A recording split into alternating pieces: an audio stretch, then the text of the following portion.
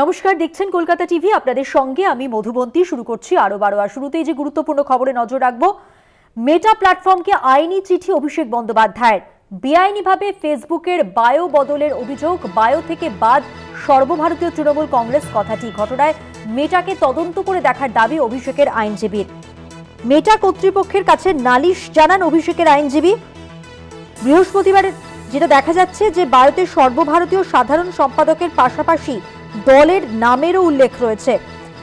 আগেই দেখা গিয়েছিল তৃণমূল সাংসদ অভিষেক বন্দ্যোপাধ্যায় অফিসিয়াল ফেসবুক পেজের বায়োতে দলের নাম নেই, শুধু লেখা রয়েছে সাংসদ এবং সর্বভারতীয় সাধারণ সম্পাদকের পরিচয়।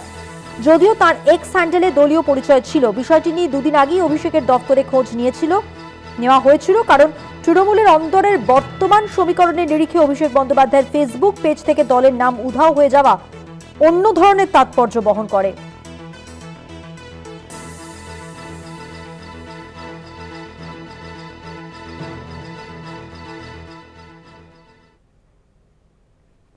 মৌরাক্ষী নদী থেকে বেআইনিভাবে চলছিল বালি তোলার কাজ। বাজেয়াপ্ত দুটি এক্সকেলেটর ও 10টি ডাম্পার। বীরভূম জেলা শাসকের নেতৃত্বে অভিযান। গভীর রাতে অভিযান ময়ূরেশ্বর এলাকায়। গোটা অভিযান সম্পর্কে জানবো। আমাদের সঙ্গে টেলিফোন লাইনে রয়েছেন আমাদের প্রতিনিধি মনা বীরবংশী। মনা, দেখো মধুবন্তী, তুমি জানো যে বিশেষ করে খয়রাশল ব্লকে বোমাবাজির ঘটনার পর আমরা দেখেছিলাম যে বীরভূম জেলা তৃণমূল কংগ্রেসের সভাপতি তথা WBSRDA চেয়ারম্যান অনুব্রত মণ্ডল, তিনি কিন্তু সরাসরি সংবাদ মাধ্যমকে বলেছিলেন যে পুলিশ প্রশাসনকে নির্দেশ দিয়েছি, ডিএমকে বলেছি, বীরভূম জেলার যে সমস্ত নদ নদী রয়েছে যেখানে অবৈধভাবে যেন বালি উত্তোলন না হয়, তিনি একেবারেই অতি কঠোর একটা নির্দেশ তিনি কিন্তু দিয়েছিলেন।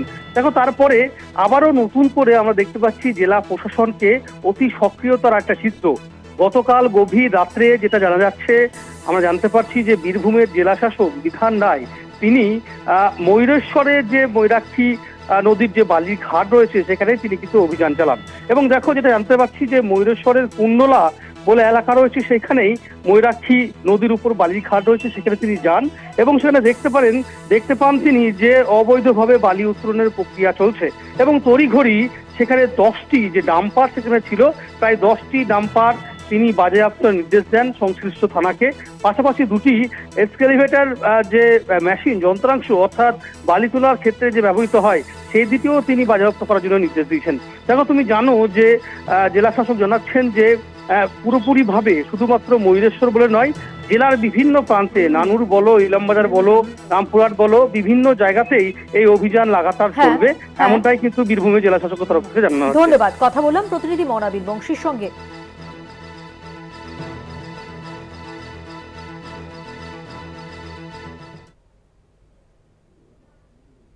নজর রাখবো পরের খবরে। সিগন্যালিং এর কাজের জন্য বন্ধ মেট্রো গ্রিন লাইনের পরিষেবা। দুদফায় বন্ধ মেট্রোর গ্রিন লাইন পরিষেবা। 13 থেকে 16 ফেব্রুয়ারি এবং 20 থেকে 23 ফেব্রুয়ারি বন্ধ মেট্রোর গ্রিন লাইন। সিগন্যালিং এর কাজের জন্যই বন্ধ মেট্রো গ্রিন লাইনের পরিষেবা। কথা বলবো, আমাদের সঙ্গে টেলিফোন লাইনে রয়েছেন আমাদের প্রতিনিধি শাশ্বতী রায়। শাশ্বতী, মেট্রো সূত্রে আর কি জানা যাচ্ছে?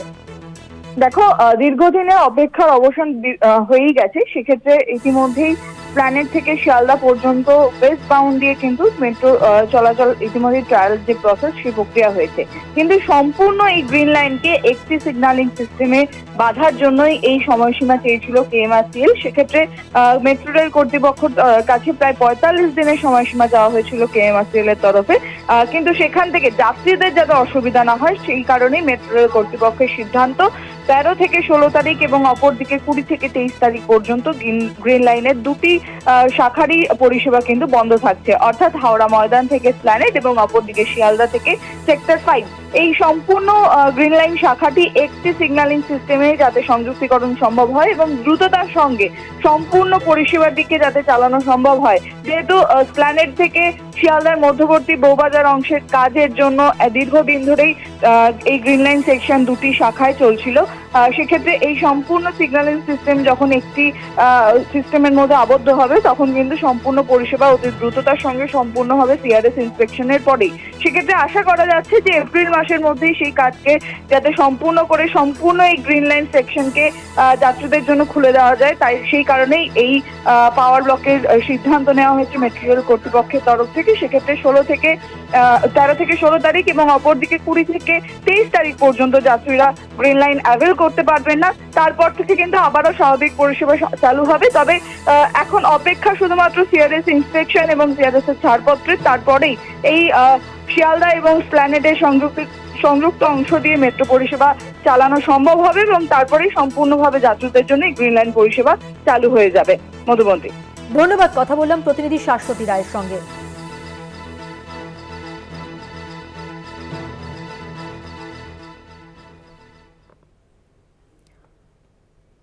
বর্ধমানের সাই কমপ্লেক্সে রাষ্ট্রীয় স্বয়ংসেবক সংঘ অনুষ্ঠানে বাধার অভিযোগ। রবিবার এই অনুষ্ঠানের প্রধান অতিথি মোহন ভাগবত। কলকাতা হাইকোর্টের দ্বারস্থ রাষ্ট্রীয় স্বয়ংসেবক সংঘ। মাধ্যমিক পরীক্ষার জন্য সাউন্ড বক্স ব্যবহারের অনুমতি দিচ্ছেন না। এসডিও অনুমতি চেয়ে বিচারপতি অমৃতা সিনহার এজলাসে মামলা দায়ের। মামলা দায়েরের অনুমতি আবেদনকারীর আইনজীবীর।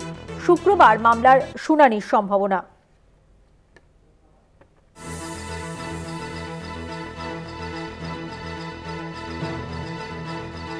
বর্ধমানের সাই কমপ্লেক্সে রাষ্ট্রীয় স্বয়ংসেবক সংঘ অনুষ্ঠানে বাধার অভিযোগ।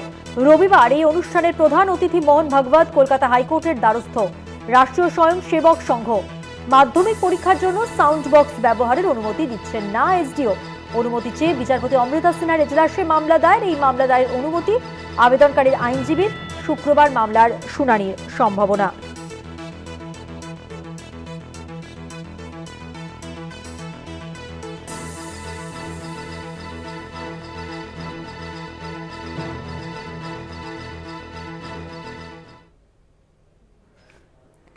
প্রাথমিক নিয়োগ দুর্নীতি মামলার সঙ্গে সম্পর্কিত সাড়া জাগানো তথ্য। টাকার বিনিময়ে চাকরি দেওয়ার জন্য সুপারিশ করে নাম পাঠানো হতো বিকাশ ভবনে। যে তালিকায় নাম রয়েছে রাজ্যের বহু প্রভাবশালীর, সেই প্রভাবশালীদের নাম ও তাদের সুপারিশ করা চাকরি প্রার্থীদের নামের চাঞ্চল্যকর তালিকা এবার কলকাতা টিভির হাতে। প্রাথমিক নিয়োগ দুর্নীতি মামলায় বরাবর অভিযোগ উঠেছে টাকার বিনিময়ে চাকরি দেওয়ার। টাকা নিয়ে চাকরি দেওয়ার জন্য রীতিমতো তালিকা তৈরি করে পাঠানো হয় বিকাশ ভবনে। তদন্ত করতে গিয়ে বিকাশ ভবন থেকে সেই সংক্রান্ত চাঞ্চল্যকর নথি পায় কেন্দ্রীয় তদন্তকারী সংস্থা সিবিআই। সেই নথিতে নাম রয়েছে বহু প্রভাবশালীর, যারা প্রাথমিকে টাকার বিনিময়ে চাকরি দিতে চেয়েছিলেন। প্রাথমিক নিয়োগ দুর্নীতি মামলার সঙ্গে সম্পর্কিত সেই সাড়া জাগানো তথ্য কলকাতা টিভির হাতে। কারা পাঠিয়েছিলেন চাকরি প্রার্থীদের নামের তালিকা? সিবিআই তদন্ত বলছে 2016 সালে মোট 321 জন চাকরি প্রার্থীর নামের তালিকা দিয়েছিলেন খোদ তৎকালীন শিক্ষামন্ত্রী পার্থ চট্টোপাধ্যায়। সুপারিশ পুরুলিয়া, তালিকায় নাম 18 চাকরি প্রার্থীর। সুপারিশ ভব, তালিকায় নাম 2 চাকরি প্রার্থীর। সুপারিশ অফিসে আসা নাম, তালিকায় 27 চাকরি প্রার্থীর নাম। সুপারিশ ম্যানেজার 1, তালিকায় নাম 1 চাকরি প্রার্থীর। বিধায়ক শওকত মোল্লা, তালিকায় নাম 2 চাকরি প্রার্থীর। পি ঘোষ জেইউ, তালিকায় নাম 1 চাকরি প্রার্থীর। মিহির গোস্বামী, তালিকায় নাম 1 চাকরি প্রার্থীর। সুপারিশ বাঁকুড়া জেলা, তালিকায় নাম 2 চাকরি প্রার্থীর। সুপারিশ সাংসদ মমতা ঠাকুর, তালিকায় নাম 20 চাকরি প্রার্থীর। সুপারিশ বিধায়ক শ্যামল সাঁতরা, তালিকায় নাম 22 চাকরি প্রার্থীর। সুপারিশ বিধায়ক রমেন্দ্রনাথ বিশ্বাস, তালিকায় নাম 5 চাকরি প্রার্থীর। সুপারিশ বিধায়ক গুলশন মল্লিক, তালিকায় নাম 10 চাকরি প্রার্থীর। সুপারিশ শম্ভু সরকার পুরুলিয়া, তালিকায় নাম 78 চাকরি প্রার্থীর। সুপারিশ সাংসদ দিব্যেন্দু অধিকারী, তালিকায় নাম 18 চাকরি প্রার্থীর। সুপারিশ ভারতী ঘোষ পুলিশ সুপার, তালিকায় নাম 4 চাকরি প্রার্থীর।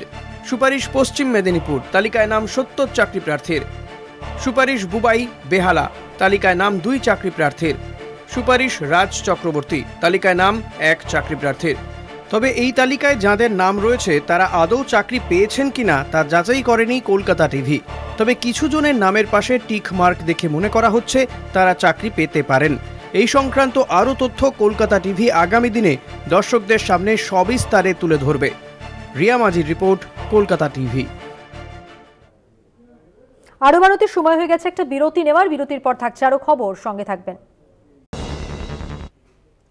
ফিরে এলাম বিরতির পর। তৃতীয় তৃণমূল সরকারের শেষ পূর্ণাঙ্গ বাজেট বুধবার রাজ্য বিধানসভায় মুখ্যমন্ত্রী মমতা বন্দ্যোপাধ্যায়ের বাজেটে শুধু আর্থিক অনুদানই নয়, একই সঙ্গে তার আর্থিক পরিকল্পনার ভরকেন্দ্র যে রাজ্যে কর্মসংস্থান বৃদ্ধি তা নিয়েই স্পষ্ট করে দিলেন তিনি। বাজেটের পর সাংবাদিক সম্মেলনে আত্মপ্রত্যয় মুখ্যমন্ত্রী বুঝিয়ে দিলেন আগামী বছরের ভোট নয়, রাজ্যের দীর্ঘমেয়াদী উন্নয়নই তাঁর প্রধান লক্ষ্য। বুধবার রাজ্য বিধানসভায় মুখ্যমন্ত্রী তথা অর্থমন্ত্রী মমতা বন্দ্যোপাধ্যায় উপস্থিত থাকলেও দপ্তরের প্রতিমন্ত্রী চন্দ্রিমা ভট্টাচার্যকেই আনুষ্ঠানিকভাবে বাজেট প্রস্তাব পেশ করতে দেন তিনি। পরে সাংবাদিক বৈঠকে রাজ্যের প্রাক্তন অর্থমন্ত্রী তথা বর্তমান আর্থিক উপদেষ্টা অমিত মিত্রকে নিয়ে হাজির হলেন মুখ্যমন্ত্রী। একদিকে কেন্দ্রীয় সরকারের আর্থিক বঞ্চনা, অন্যদিকে দেশময় ভয়াবহ বেকারত্বের মধ্যে দাঁড়িয়ে কিভাবে বাংলায় কর্মসংস্থানমুখী আর্থিক পরিকল্পনাকে হাতিয়ার করে সামাজিক উন্নয়ন ঘটানো যায় তারই বার্তা দিলেন মুখ্যমন্ত্রী। জন্ম থেকে মৃত্যু পর্যন্ত মোট 94টি প্রকল্পে রাজ্যের সিংহভাগ বাসিন্দা উপকৃত হয়। কেন্দ্র সহ বিভিন্ন রাজ্যেও বাংলার দেখাদেখি নারীর আর্থিক ক্ষমতায়নে প্রকল্প ঘোষণা করেছে। এদিন মমতা বলেন, সর্বত্র আর্থিক সহযোগিতায় নানা শর্ত আরোপ করা হয়, বাংলা একমাত্র ব্যতিক্রম। দৃষ্টান্ত দিতে গিয়ে মমতা জানান, লক্ষ্মীর ভান্ডারের মতো প্রকল্পে উপভোক্তাদের কোনো রকমের আর্থিক উপার্জনের শর্ত নেই। তার মতে লক্ষ্মীর ভান্ডার বাংলার মহিলাদের ক্ষেত্রে একটি সার্বজনীন প্রকল্প।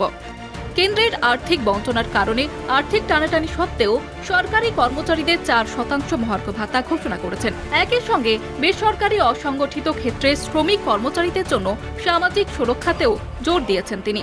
কৃষির পাশাপাশি রাজ্যের শিল্পায়নেও নতুন মডেল নির্মাণ করেছেন। একদিকে যেমন 6টি বাণিজ্যিক করিডোরের জন্য ল্যান্ড ব্যাংক সহ পরিকাঠামোয় অগ্রাধিকার দিয়েছেন, তেমনি জমিদাতাদের ক্ষতিপূরণে আর্থিক সহায়তার পাশাপাশি চাকরির ব্যবস্থার সংস্থানেও বরাদ্দ রেখেছেন মুখ্যমন্ত্রী। রাজ্যকে শুধুমাত্র আর্থিক বঞ্চনা নয়, রাজনৈতিক চক্রান্তের মোকাবিলা করতে হয়। এদিন বাজেট বিশ্লেষণের পর ভোটার তালিকা কারচুপি করে বাংলা দখলের প্রসঙ্গ তুলে নির্বাচন কমিশনকে হুঁশিয়ারি দিয়েছেন মুখ্যমন্ত্রী।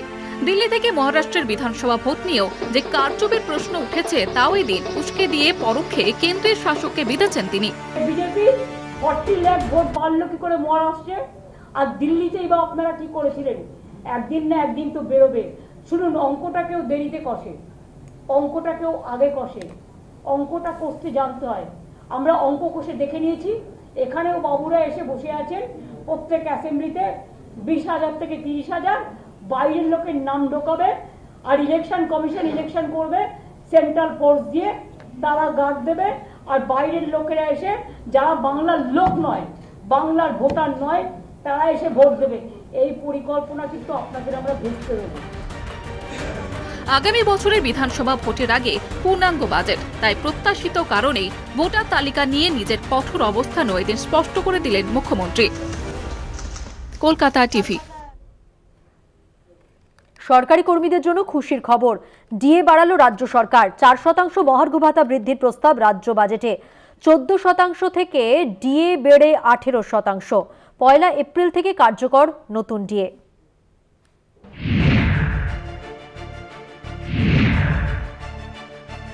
রাজ্য সরকারি কর্মচারীদের জন্য সুখবর। চলতি অর্থবর্ষে 4% ডিএ বৃদ্ধির ঘোষণা অর্থ প্রতিমন্ত্রী চন্দ্রিমা ভট্টাচার্যের।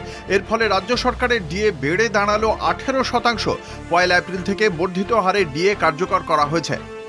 ষষ্ঠ পে কমিশনের সঙ্গে যুক্ত হয়ে ওই বর্ধিত বেতন পাবেন রাজ্য সরকারি কর্মচারীরা। বেসিক পেটা 6 পে কমিশনের রেকমেন্ডেশন অনুযায়ী, অর্থাৎ সেন্ট্রালে যেটা পায় এটা কিন্তু আরো বেশি পায়। তার কারণ হচ্ছে পে কমিশন প্লাস ডিএ দুটো পায়। এইটাও আমরা নতুন করে 2024 সাল থেকে, এটা 2025-এর সবে ফেব্রুয়ারি মাস, আমরা এর মধ্যে 14% দিয়ে দিয়েছি এবং আজকে আরো 4% দিয়ে দেওয়া হলো। এটা উপকৃত হবেন আমার সরকারি কর্মচারী থেকে শুরু করে অসরকারি কর্মচারী থেকে শুরু করে, মানে যারা বিভিন্ন কাজে আছে, শিক্ষক অশিক্ষক থেকে শুরু করে সবাই আছে। এর মধ্যে পাবেন আর কি পেনশন হোল্ডার্স, তাদের প্রত্যেকেই এটা লাভ হবে। সম্প্রতি কেন্দ্রীয় সরকারি কর্মীদের 8ম পে কমিশন ঘোষণা করা হয়। এর ফলে কেন্দ্রীয় সরকারি কর্মচারী এবং পশ্চিমবঙ্গ রাজ্য সরকারি কর্মচারীদের বেতন এবং ডিএর মধ্যে বিস্তর পার্থক্য দেখা দেয়। বর্তমানে কেন্দ্রীয় সরকারি কর্মচারীদের 53% হারে ডিএ। বর্ধিত ডিএ কার্যকর হলে কেন্দ্র রাজ্যের ফারাক হবে 35%। আর তাতেই ডিএ নিয়ে দীর্ঘদিন ধরে আন্দোলনরত রাজ্য সরকারি কর্মচারী সংগঠনগুলির দাবি আরও তীব্র হয়ে উঠেছে। 39 টাকা চুরি করেছেন, 4 টাকা দিয়ে মন ভোলানো যায় না।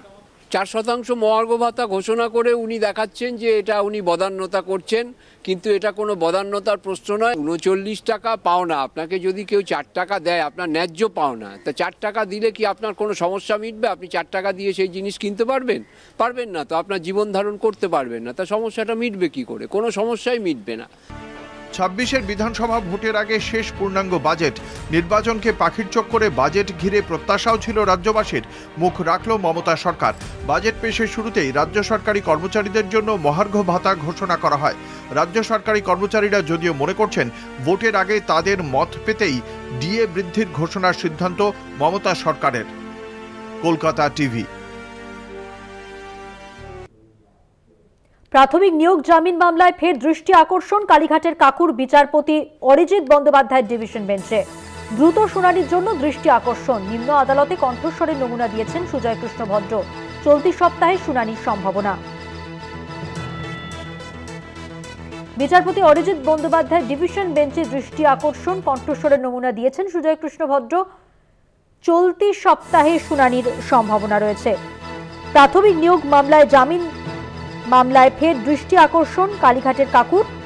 এদিন বিচারপতি অরিজিৎ বন্দ্যোপাধ্যায়ের ডিভিশন বেঞ্চে দ্রুত শুনানির জন্য দৃষ্টি আকর্ষণ করেন তাঁর আইনজীবীরা। সম্প্রতি এই মামলায় নিম্ন আদালতে কণ্ঠস্বরের নমুনা দিয়েছেন সুজয় কৃষ্ণ ভদ্র। চলতি সপ্তাহে শুনানির সম্ভাবনা।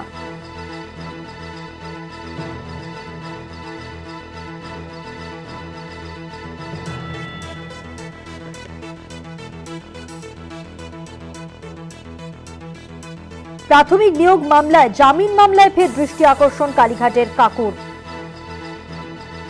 সম্প্রতি এই মামলায় নিম্ন আদালতে কণ্ঠস্বরের নমুনা দিয়েছেন সুজয় কৃষ্ণ ভদ্র। আরো বিস্তারিত জানাচ্ছেন আমাদের সঙ্গে টেলিফোন লাইনে রয়েছেন আমাদের প্রতিনিধি পীযূষ কান্তি নাগ। পীযূষ দা, দেখো, সুজয় কৃষ্ণ ভদ্র কালীঘাটের কাকু জামিনের আবেদন জানিয়ে বিচারপতি অরিজিৎ বন্দ্যোপাধ্যায় ও বিচারপতি অপূর্ব সিনহা রায় ডিভিশন বেঞ্চে আবেদন জানিয়েছেন। তার আবেদন গৃহীত হয়েছে। আগামীকাল এই মামলার শুনানির সম্ভাবনা রয়েছে। নিম্ন আদালতে তার কণ্ঠস্বরের বিষয়ে যে জানানি চলছিল তার প্রেক্ষিতে এই আবেদন কলকাতা হাইকোর্টে।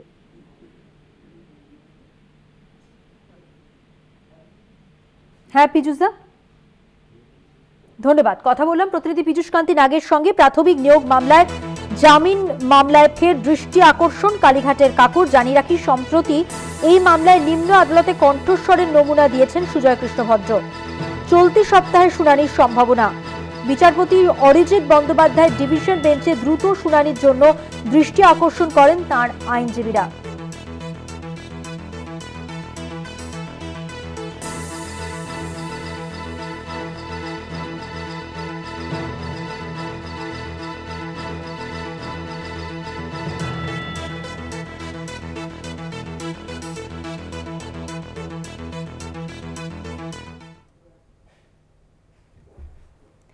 রাজ্যে কর্মসংস্থানই মূল লক্ষ্য। 2026 বিধানসভা নির্বাচনের আগে শেষ পূর্ণাঙ্গ বাজেটে কর্মসংস্থানই জোর দেওয়া হয়েছে। আরও কর্মসংস্থানের লক্ষ্যেই সচেতনভাবে বাজেটের ভিশন তৈরি হয়েছে বলে জানিয়েছেন মুখ্যমন্ত্রী মমতা বন্দ্যোপাধ্যায়। পাশাপাশি ফের আর্থিক বঞ্চনার ইস্যুতে কেন্দ্রের বিরুদ্ধে সরব হয়েছেন মুখ্যমন্ত্রী। চলছে বাজেট মরশুম। সদ্য পেশ হয়েছে কেন্দ্রীয় বাজেট। বুধবার পেশ হলো রাজ্য বাজেট। রাজ্যে আসন্ন বিধানসভা নির্বাচনের আগে শেষ পূর্ণাঙ্গ বাজেটে সচেতনভাবে জোর দেওয়া হয়েছে কর্মসংস্থানে। অনেক প্রতিবন্ধকতার মধ্যেও সাধ্যমতো রাজ্যের সব ইস্যুতে আলোকপাত করার চেষ্টা করেছে তৃণমূল সরকার। রাজ্যে আরও কর্মসংস্থানই যে মূল লক্ষ্য তার ইঙ্গিত মিলেছে মমতার বাজেট ভিশনে। এদিন বাজেট পেশের পর সাংবাদিক বৈঠকে মুখ্যমন্ত্রীর সঙ্গে উপস্থিত ছিলেন অর্থ প্রতিমন্ত্রী চন্দ্রিমা ভট্টাচার্য, অমিত মিত্র সহ অন্যান্যরা। এই বাজেট বলতে পারেন এটার একটা ভিশন আছে ভবিষ্যৎ।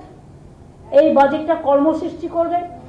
প্রান্তিক চাষি থেকে শুরু করে, গ্রামীণ মানুষ থেকে শুরু করে, ঘরের মেয়েরা থেকে শুরু করে, আমার ছোট ছোট ভাই বোনেরা থেকে শুরু করে, সকলে যে 94টা স্কিম চলছে, শিক্ষার্থী থেকে শুরু করে সকলের জন্যই এমনভাবে তৈরি করা হয়েছে যাতে চিরকাল তারা যেন তাদের আর কারো কাছে হাত পাততে না হয়। সবটাই একটা সেতু বন্ধন, উন্নতির সেতু বন্ধনে, উন্নতির কর্মবন্ধনে কর্মসৃষ্টি করার পরিকল্পনার মধ্যে এই বাজেটের প্রতিটা ওয়ার্ড নিহিত আছে। সম্প্রতি বিশ্ব বাণিজ্য সম্মেলনে রাজ্যে বিনিয়োগে আগ্রহ দেখিয়েছেন দেশের তাবড় শিল্পপতিরা। রাজ্যে কর্মসংস্থানের লক্ষ্যে যা যথেষ্ট তাৎপর্যপূর্ণ বলে মনে করেন মুখ্যমন্ত্রী। আমাদের ভিশন ইজ ভেরি ক্লিয়ার। আমাদের mission to create more and more employment. এইবারে বিজিপিএসে 4,40,595 কোটি টাকার প্রজেক্ট পেয়েছি এবং সেই প্রজেক্টের মধ্যে 16,000 কোটি টাকা তো আজকেই ক্লিয়ার হয়ে গেছে। রাজ্যের বিপুল প্রাপ্য মেটায়নি কেন্দ্র। 100 দিনের কাজ, বাংলার বাড়ির মতো প্রকল্পে কেন্দ্রীয় বরাদ্দ পুরোপুরি বন্ধ।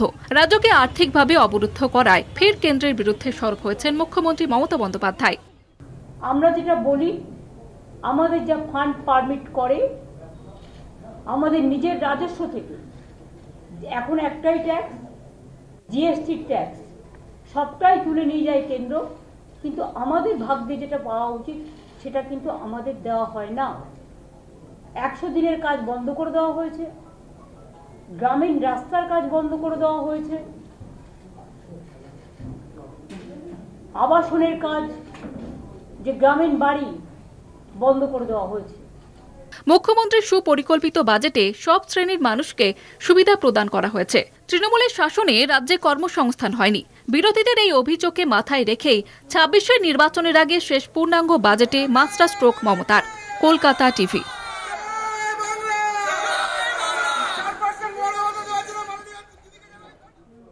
চোখ রাখবো পরের খবরে। স্থানীয়দের বাধায় আটকে জাতীয় সড়কের কাজ।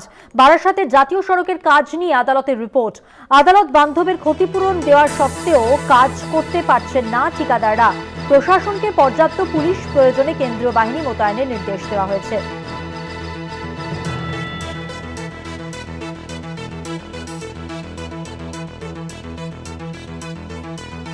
স্থানীয় লোকজনের বাধায় শেষ করা যাচ্ছে না জাতীয় সড়কের বিভিন্ন অংশের কাজ। সরকারি জমি জবরদখলকারীদের বাধায় আটকে যাচ্ছে কাজ বলে আদালতের রিপোর্ট। আদালত বান্ধব আইনজীবী অনিন্দ লাহিড়ীর। আদালত বান্ধবের বক্তব্য, জেলা শাসকের সাথে বৈঠক থেকে দেখা যাচ্ছে সড়কের কাজের জন্য যাদের জমি নেওয়া হয়েছে তাদের ক্ষতিপূরণ দেওয়া সত্ত্বেও কাজ করতে পারছেন না কন্ট্রাক্টররা।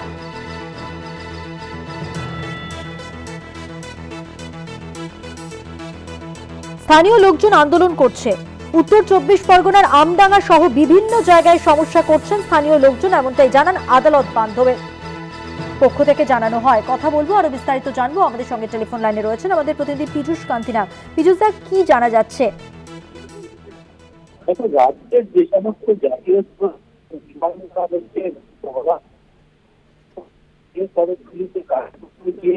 বিভিন্ন অংশের কাজ কমতে দাঁড়াচ্ছে। সরকারি জমি জবরদখলকারীদের বাগানে আটকে যাচ্ছে কাজ, এমনটাই রিপোর্ট দিয়ে জানালো আদালত বান্ধব আইনজীবী অনিন্দ লাহিড়ী।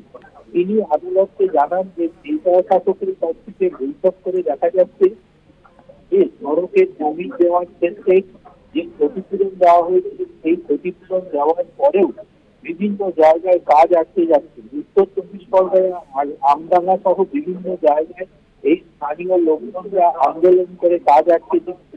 প্রায় 700 কোটি টাকার মতো ক্ষতিপূরণ দেওয়া হয়ে গেছে, তারপরেও কাজ এগোচ্ছে না। রাজ্যের তরফে আইনজীবী পরিষ্কারভাবে আদালতকে জানিয়েছেন ইতিমধ্যে রাজ্যের পক্ষ থেকে প্রায় 95% ক্ষতিপূরণ দেওয়া হয়ে গেছে। আদালত ব্যবস্থা নিতে পারে।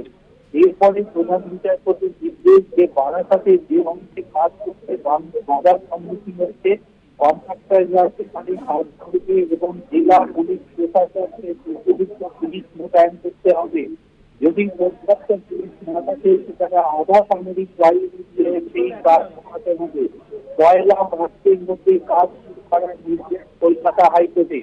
এছাড়া মুর্শিদাবাদ, জলপাইগুড়ি, আলিপুরদুয়ার জেলা শাসককেও একই জাতীয় কর্তৃপক্ষের সঙ্গে প্রয়োজনীয় বৈঠক করতে এবং সহযোগিতা করার নির্দেশ দিয়েছে কলকাতা হাইকোর্ট।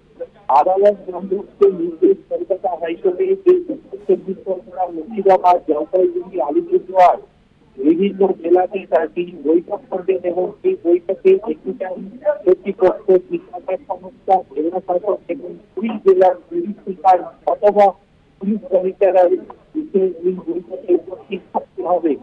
আদালতের এই নির্দেশ কার্যকরী হলো কিনা সেই বিষয়ে একটি অ্যাকশন টেকিং রিপোর্ট কলকাতা হাইকোর্টে আগামী 27 মার্চ পরবর্তী শুনানির দিন জমা করতে হবে। ধন্যবাদ। কথা বললাম প্রতিনিধি পীযূষ কান্তি নাগের সঙ্গে।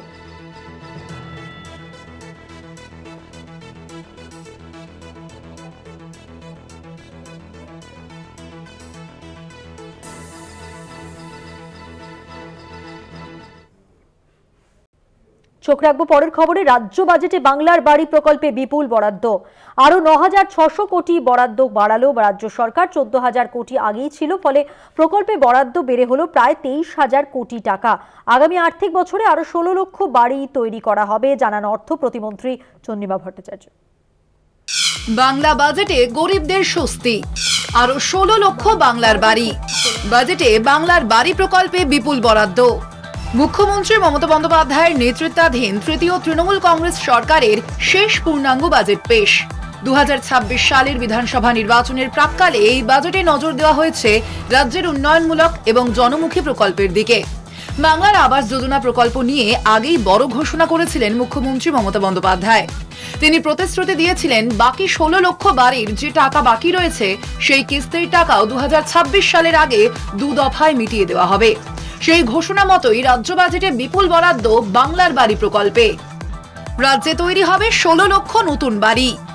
নতুন বাড়ি নির্মাণে বরাদ্দ ৯,৬০০ কোটি টাকা।